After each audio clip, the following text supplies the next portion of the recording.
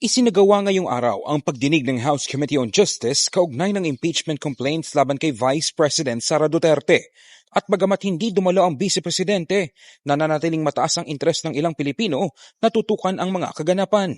Para sa ilan, mahalagang masubaybayan ang proseso upang maunawaan kung ano ang tunay na dahilan ng impeachment at kung sino ang dapat managot. Para malaman ko kung ano ang dahilan sa impeachment. Mamaya, meron mo ba kayong inaabangan? Meron din dahil para malaman namin kung ano ang mga katotohanan at sino ang talagang nisala. Ngunit marami rin ang hindi na nakatutok sa ganitong usapin. Sa gitna kasi ng araw-araw na paghahanap buhay, mas inuuna ng ilan ang mga problema tulad ng mataas na presyo ng langis at kakulangan sa kita. Para sa akin, di naman po ako interesado kasi... Kaya hindi na sa politika? Oo po. Wala naman po sila nadudulot sa amin. Tignan mo, tumataas lalo yung gasolina, wala kaming kinikita. Wala nangyayari? Oo, wala nangyayari. Kaya ayaw ko rin mag-ano sa kanila. Makinig. Unahin ko pa yan. Madami rin akong ginagawa eh.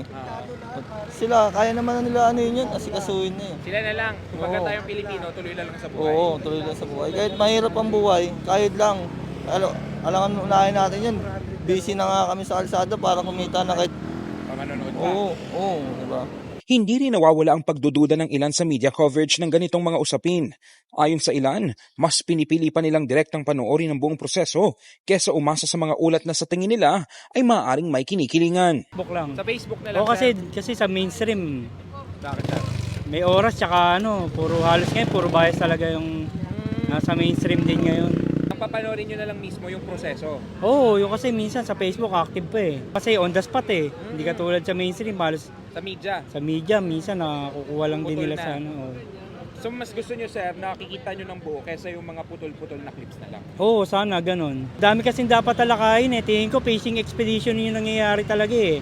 Kasi wala naman silang ebidensya tapos kung ano-ano na yung ginagawa nilang paraan para lang alam mo na ma-impeach yung tao kahit hindi naman dapat yun ang talakayin natin sa ngayon. Pero sa kabila nito, nananatiling mahalagang usapin ang impeachment hearing dahil direktang nakakaapekto ito sa pamamahala at pananagutan ng mga opisyal ng gobyerno.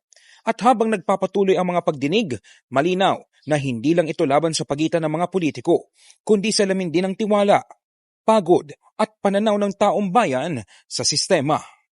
Mula rito sa Maynila in the heart of changing lives, ako si Brigada Ino Flores ng 105.1 Brigada News FM Manila, The Music and News Authority.